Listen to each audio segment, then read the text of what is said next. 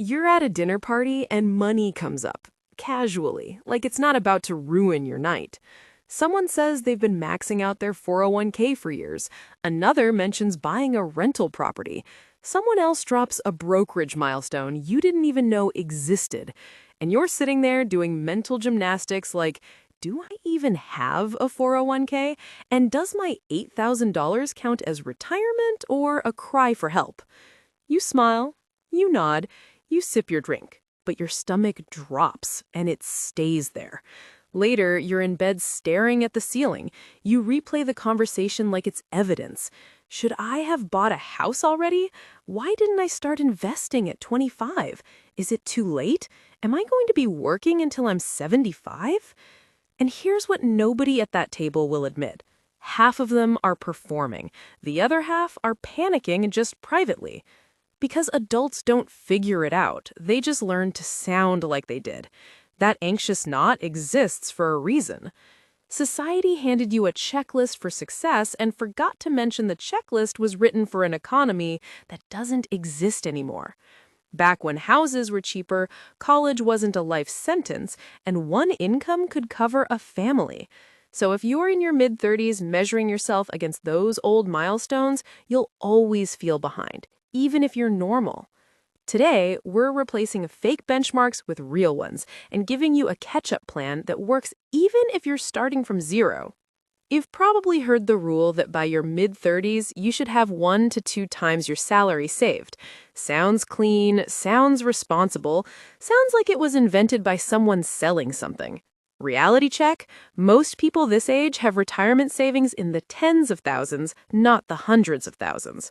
So if you have 20,000, 40,000, even 80,000, you're not alone. But average in America doesn't mean safe. Average just means stress with better branding. The goal isn't to beat your friends. The goal is financial security.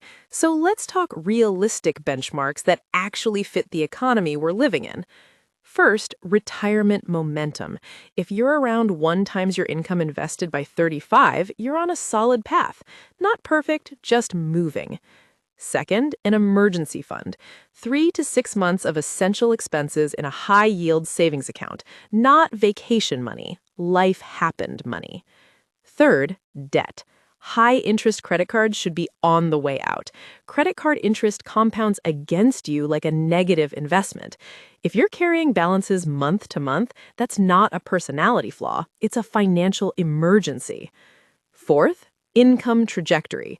Your income should be trending upward in your 30s because income is the engine. No engine, no speed. No speed, no wealth. Now, here's the plot twist. Catching up in your 30s is often easier than building in your 20s. Your earning power is usually higher now.